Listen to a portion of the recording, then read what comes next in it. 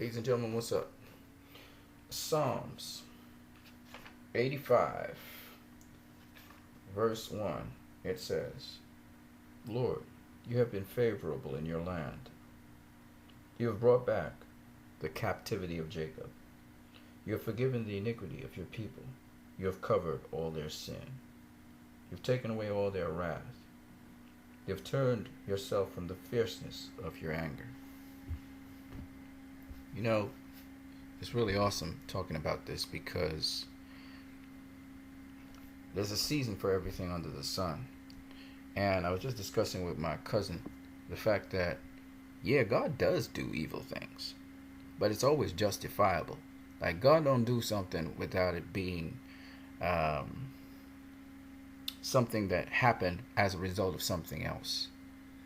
You see, if you do evil, then guess what? You got to expect evil to come back on you. It's only fear. And I think a lot of people say, oh, but God is only good. He doesn't do evil. No, God does evil. But when he does evil, he doesn't do it in an unfair way. If someone has been evil and beating down people and hurting them and destroying lives, okay? The only natural consequence is that something evil will return to that guy because he sold that.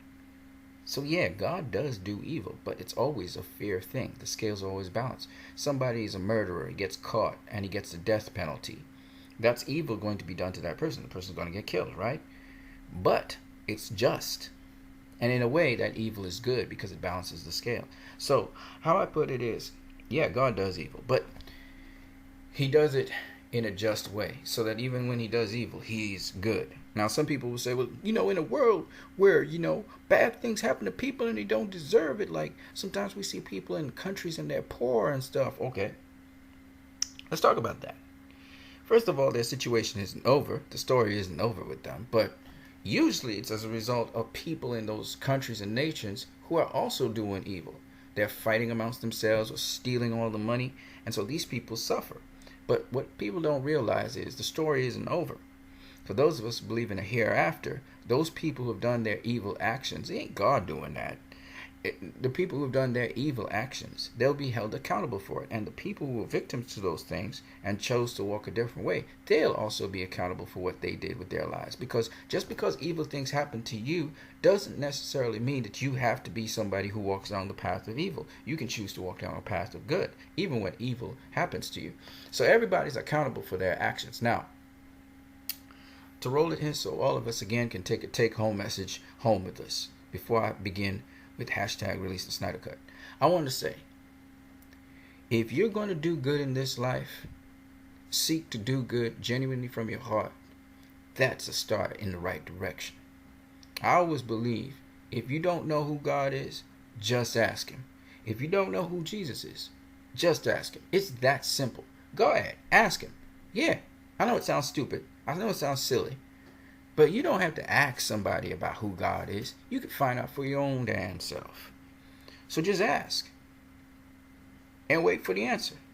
Some people say, well, man, I ask who God is and I don't get no answer. Okay. Then maybe that's what God is to you. See, I'm not going to even try to push you because I can't persuade you on God.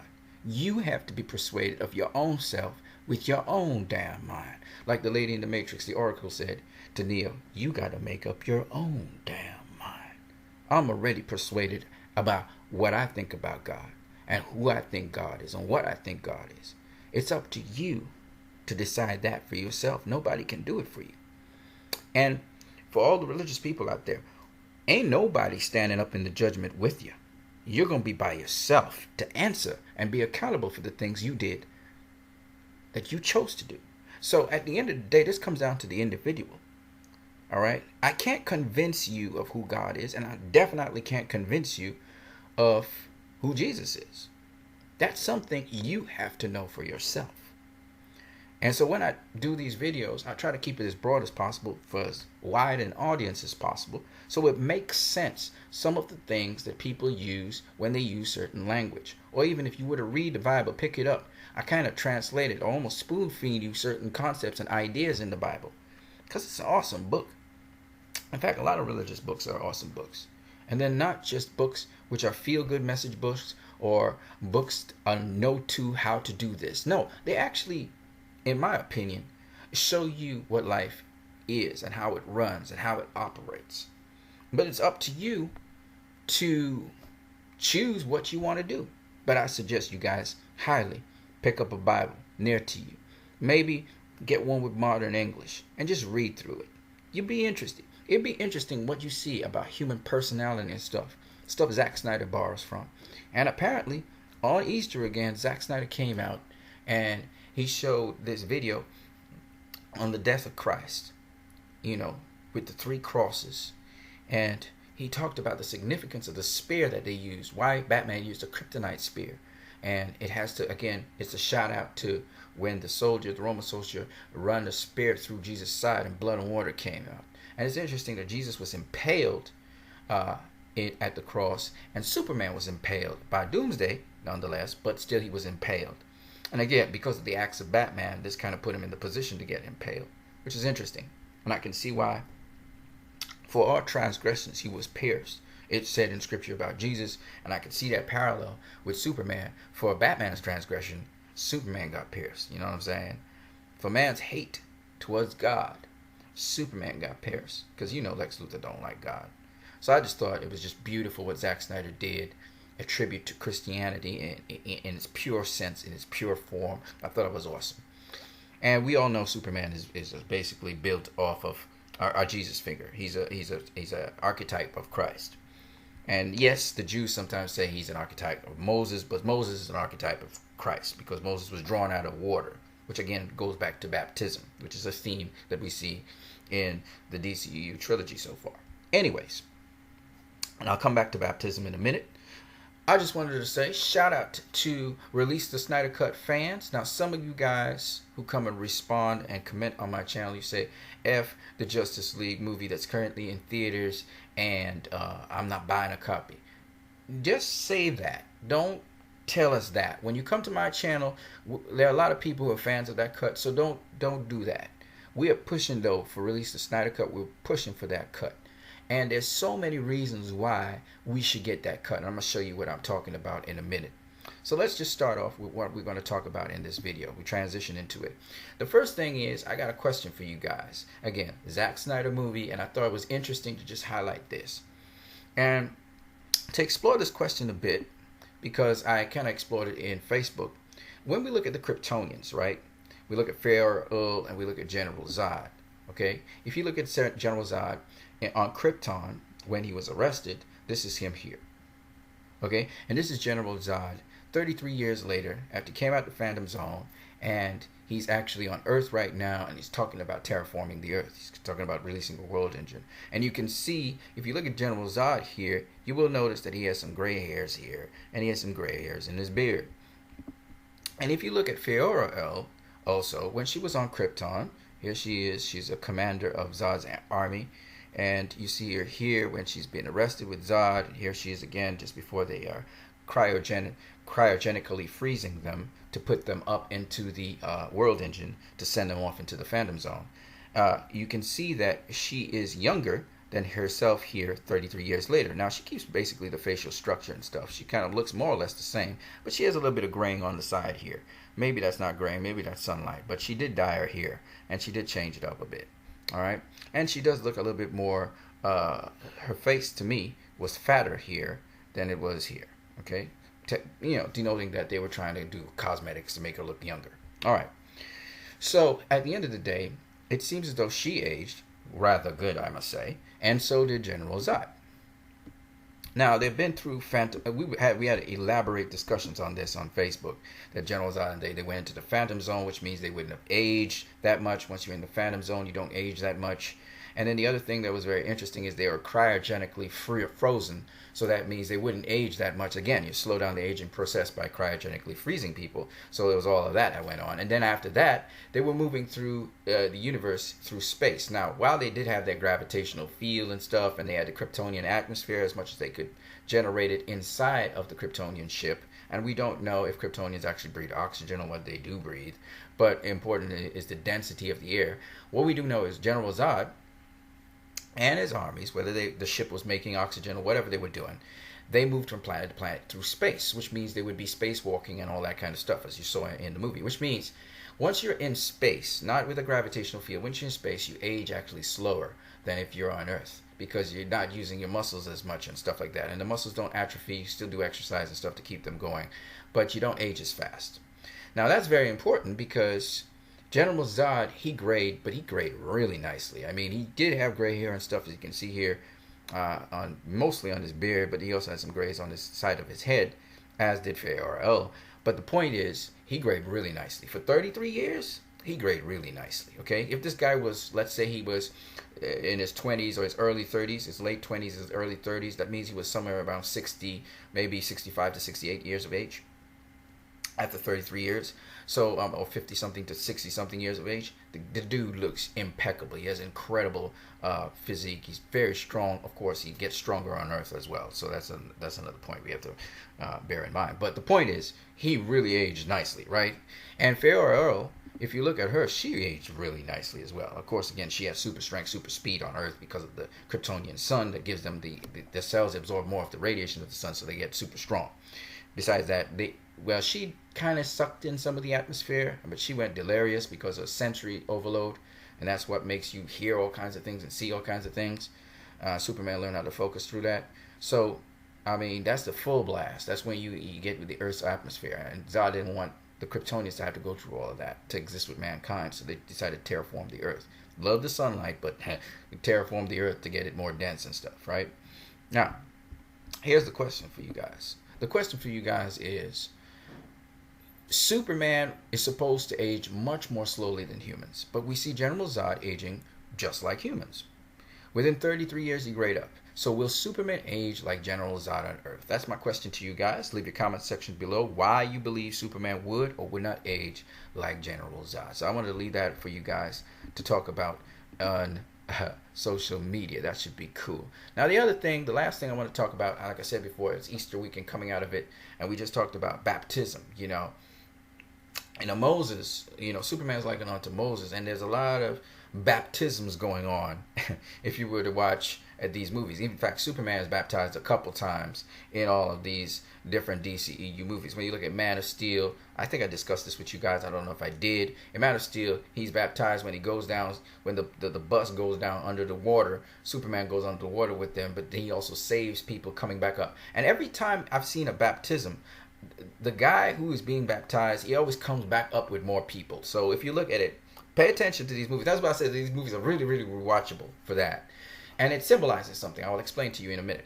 So when Superman went down in the bus with all the school children, then he comes back and saves all of them. He pushes the whole bus back up. They all get away. And then he dives back down, brings back up one extra child. They were all in the bus, so it was a lot of them go down. They came back up, right? Then when you look at Batman v Superman, again, there's this baptism thing where Superman dives into the water, saves Lois Lane, and then she has to dive back in the water and save him, which is a change paradigm shift. I don't know if I think I talked about this already. And then we have the third baptism, which is in Justice League, where they take dead Clark Kent, a.k.a. Kal-El, and they dip him down in the Kryptonian fluid. Oh, I also forgot a couple other baptisms. There was Lex Luthor baptized in General Zod, and he came back up as Doomsday. There's another one. I think it's in Man of Steel, isn't it? In Suicide Squad, the Joker baptized Harley Quinn. She went down under, and then she came back up as something else. We got a bunch of them. What else we got? We got a couple of them off the top of my head. There were many baptisms going on. Well, there's another baptism I want to tell you guys about, and this one has to do with Batman. Now, Moses baptized the entire children of Israel by going through the Red Sea. That was the baptism of Moses, all right, which would foreshadow the baptism of Christ. But Israel came out of captivity. They were captives. They went into the ocean, came back out the other end, and were freed. Okay, and it was called the Red Sea. That's how you walk through the blood. Okay, that's what that was about. Now, in Batman v Superman and Justice League, we also had a baptism of a particular character. So I want to talk about that. Now, before I go into baptisms, there's an important thing you got to understand. Why I said Moses foreshadows Jesus. See, John the Baptist was baptizing a whole bunch of people, and he had to baptize Jesus. Jesus went under the water, symbolizing the death of Christ, and he came back up. He rose, and there was a spirit of a dove that rested upon him, indicating that the spirit of Christ, or what we call the church now, would be born. Okay? So that's what the baptism of John the Baptist is about. For those of you who are Christians, you should know this. If you don't know that's what it is, that's why you get baptized. Okay? When you get baptized, that's what they call it, born again. All right? And I'll explain that one more time. So there's another baptism that happens with us. How birth is the resurrection aspect of baptism. Let me explain to you what I mean. So how this whole thing goes down is like this. First of all, a man and a woman, they go have sex, and because of that, the sperm joins with the ovum in an egg. Now that egg becomes a zygote, and that zygote goes and attaches to the womb, which it is immersed in fluid. It's called the amniotic fluid. That is the first stage of baptism. This is where the egg now, it becomes surrounded by fluid, and therefore it is immersed in fluid. Okay? Now, after this child has come to the point, you have something called conception, and then you have something called conception, right? You have something called conception. That is where the formation of the zygote attaches to the wall of the uterus, and then fluid starts surrounding it with blood and stuff. Okay, that is the immersion. Now, after conception, which is the immersion, it has to go to fruition. Fruition means now we get to the point where the mother is ready to give birth, and this child is inside of this amniotic sac filled with fluid. Okay, nutrients, blood, and all of that. This is the placenta, and then you also got amniotic fluid. It's inside of a fluid. It's swimming and stuff in a fluid. And birth is where this child, the amniotic sac, bursts, and the child bursts forth out of the womb, comes out of the mother, and is born. That is the resurrection from fluid. That is the raising of the dead. That is what birth is. That is why when we talk about baptism and we talk about being born again, we are talking about going in and dying. The first stage, water represents spirit, okay? First stage is dying to the spirit, that is surrendering yourself to the spirit. And then the last phase is resurrection, where you are born now of the spirit, which is why the dove came down on Jesus' head. So it's all a symbolism, and it portrays a new attitude, a new life, a new perception of life, a new mindset, okay? So that's what basically baptism is. Now, baptism, therefore, is the death and resurrection, or the death and rebirth of a person because they're born already, or as we say, the conception and then the birth. The conception and the birthing. All right. I say all of these things because you need to understand these concepts before I go into the baptism of, say, for instance, Batman, which is what I'm going to look at next. So before I go into that, though, so you guys can understand baptism, and in fact, the Bible even calls it baptism. When Moses and they were on the other side of the Red Sea, they were slaves. But after baptism, they were transformed, and they were transformed into a nation. Okay? Before that, they were a nation in bondage. When they came out the other side, they were a nation that was freed, and their captors were no longer pursuing them. All right? It's very important to understand that when we talk about baptism, baptism encapsulates transformation of some kind. All right? Let's get into it then.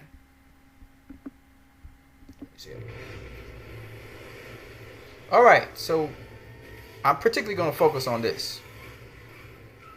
So in BVS, okay, let me stop right there. So in BVS, we had the first stage of baptism, which was the immersion. And in the immersion, it's interesting because this goes very extremely in a certain particular direction. And you see the Batmobile, and you see it drive off the edge of the territory that Bruce Wayne owns, and it dives down into an opening in the river, a chasm in the river, where it will dive down under the river, under the ground, under the earth, and it will drive all the way down to the end of that underground building that's underneath the condominium. I called it Wayne Manor, but I was erroneous on that. The condominium that Bruce Wayne has on the top. On the top, it just looks like a little condominium near a lake, but actually when you go below, you realize it's just all these structures underneath, okay? So what we see here visually is the immersion or the death, or that Batman is plunging down into hell, okay? Basically, he's plunging down into hell, and you see him going down, down, down throughout BVS, okay? He's plunging downwards. Now, let me just skip all of this because I don't want to show you everything. This is good. And the reason Batman was plunging down into hell is because he was hell-bent on revenge, and he was hell-bent on killing Superman. So more and more, he was becoming more and more evil in his intentions, and he was going to do an evil thing. All right? So that's why he was plunging down and down into hell. Now let me show you this other one.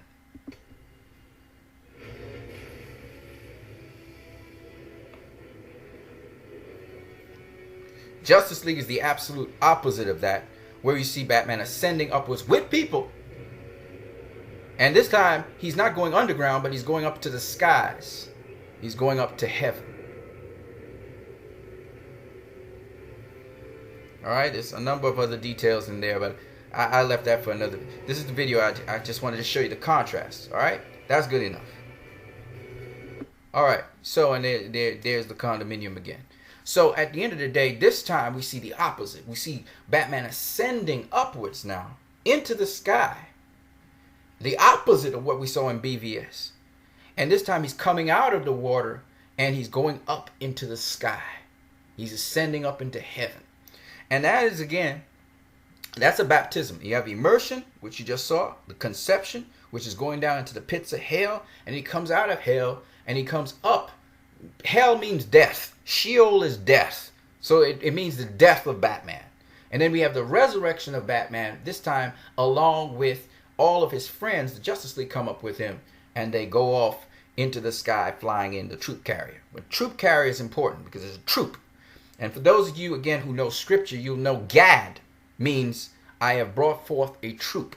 So if I were to go and break down scripture and start really going deep into things, which I don't want to do, but to just keep it simple, in short, this is the baptism of Batman. He has changed his attitude. His attitude was one in which he was given over to the dark side and he was going down to the pits of hell, meaning his intention was death. He was intending to kill. Whereas this is the polar opposite, in which now we see Batman coming up out of hell and rising up out of it, because now there's a transformation in Batman, okay? And you can see him now being rebirthed. This is the rebirth Batman. So not only does Superman get rebirthed, and literally in Justice League we see a rebirth of Superman, but now we're seeing the rebirth Batman. And in this Batman now, we see that he's hopeful, and now he's working along with the other superheroes. He was going against Superman in BVS. Now he's working along with the other superheroes to bring life. He's trying to save lives by going at this particular point in time down to Russia to try and stop Steppenwolf and the Mother Box from terraforming the earth, because there are people living on the boundaries of where Steppenwolf is. So this is now a mission of life, whereas it was a mission of death in BVS. And I wanted to just contrast that. And the interesting thing about this, I'm going to show you a little bit more on either side of some interesting things that I was able to see and point out. And usually, for those of you who know, especially on YouTube, if you've seen my videos on YouTube, you know I really go in deep. I try to flush out things. I don't just like to put down superficial stuff for you guys. You know that. So I want to show you a little bit extra stuff here. So when he is in Wayne Manor, look what happens here. So he arrives with the Batmobile, comes out of it. This is BVS. And then he ascends these steps. This is very important.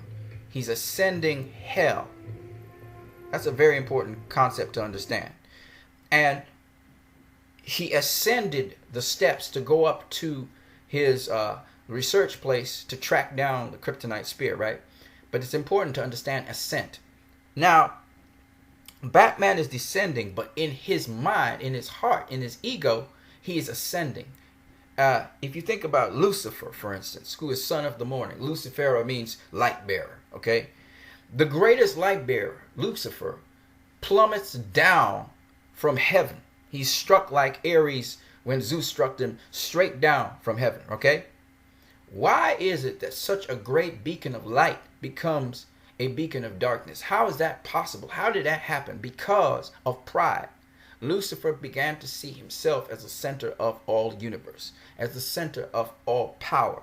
And in this case, Batman sees himself as the center of all power to make Superman accountable by stopping him, ridding the world. He thinks of himself as the Messiah, like Lucifer felt he was the Messiah. Shaitan, or Satan, thought he was the Messiah. And so here, Batman is being what he thinks is a Messiah. In fact, Batman has the same mindset as the terrorists in Justice League.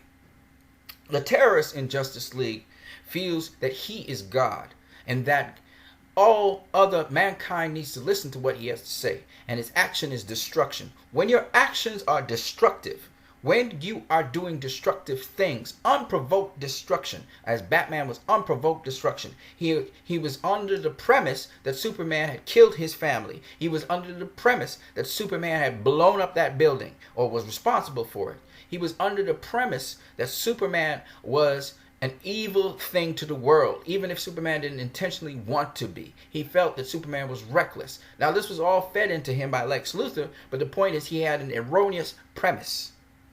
And so unprovoked, he was planning to kill Superman without understanding. And that's very important to you understand that Batman and the terrorists have something in common. They also misunderstand what hope is. Hope is not about fear. Hope is not about eliminating people.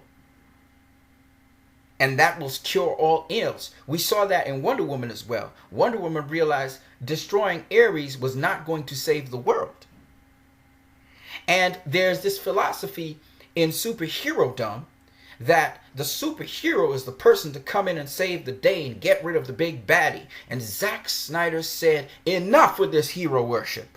Enough with this. That is not what a hero is. And Zack Snyder turned that whole philosophy on its head. And he took Batman and he made Batman that so-called hero that you guys say heroes should be. It's about getting rid of the big baddie. That's what Batman believed. He believed Superman was a threat. He was the big baddie. We need to get rid of him. And Zack Snyder very cleverly used the icon of heroes, the hero of heroes, Superman, the first superhero of all time, for Batman to want to destroy. That definitely perturbed everybody and threw hero worship on its head. That's why some people say that Batman v Superman is the worst superhero movie they have ever seen, because Zack Snyder challenged them and said, you cannot worship heroes. You can worship their ideals, but do not worship people. Powerful stuff. Powerful stuff. So here is Batman. Just like the terrorists. Just like those 9/11 people. You think those 9/11 people didn't believe they were doing something right? You think they weren't? Whoever they may be. Whether they're wealthy people or not. And they think people are just pawns. Like Loki says. No. These people, whether they were Jewish people, whether they were the people from the Taliban, whoever they were, their intentions were evil because they misunderstood what it is to be courageous, what it is to have hope, what it is to balance the scales, what it is to truly be a hero. How it is to look at something bigger than yourself. So Batman had pride. And no matter how much you can pretend to be humble out here, the truth is, pride comes before the fall, which means if you believe you are the center, whether you feel you are God's avenging angel or whatever. And by the way, I just want to say, because I have so much to say, God can use the devil as an avenging angel. I just want to get there. I just want to say these things because I think it's necessary. And somebody out there needs to hear this message. God can use the devil as an avenging angel, man. He can use Shaitan. So if you feel it's a great thing to be an avenging angel of the Lord, guess what? There are a lot of assholes out there that are avenging angels of the Lord. It don't make you special. No, it's better to have courage and character and sometimes suffer like Superman did in that movie. People calling him emo Superman. Everybody's saying all kinds of negative things about Superman, but you got to understand what a real hero is. A real hero takes being maligned and still makes the right decision because it's right. I think of Muhammad Ali. I think of Martin Luther King Jr. I think of Mahatma Gandhi. I think of from South Africa. What's his name? The president, the first black president of South Africa. I think of Barack Obama. I think of some of the presidents in my country who are not of the religious faiths of world leaders that people are commonly associated with peaceful people. Right now we got Vladimir Putin. Guess who Vladimir Putin is? He's supposed to be an Orthodox Christian. Donald Trump's supposed to be an Orthodox Christian. He's supposed to be. He don't act like it, but he's supposed to be. And yet, I got to say it. I got to get it off my chest. Some of the most peaceful leaders I've ever met were Muslims. And people are going to look at me like, what? I'm like, yeah, Hindus. Some of the most peaceful leaders. I've worked with a principal in my school. I'm going to call his name on the internet, Mr. Muhammad. Shout out to him. He's doing law and all of that now. Wonderful man. That guy, everything he puts his hand on turns gold. What I mean by that is he elevates people. And I was privileged to work under him. I worked on another guy who was a Hindu. Mr. Narayan Singh. Wonderful guy. Had heart problems though. That man would motivate anybody. He was a mover and a shaker. And my point is this. A lot of times we label people and we put them in boxes. But you got to watch it what the person does. Talk is cheap. You got to watch what they do. That tells you who they are. And if what they do is right. Not what they say, what they do. I just want to quote from The Dark Knight for a minute. It's not who I am under the surface, but it's what I do. It's what I do that counts. What you do. So here we have Batman. The so-called pride in him made him feel he's the chosen one, the avenging angel. And he had to stop Superman by killing him. That's where Batman was.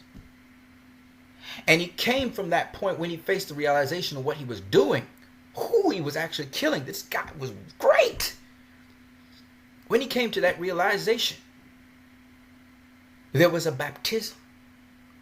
And he came from the pits of hell, up from Sheol, from death into life.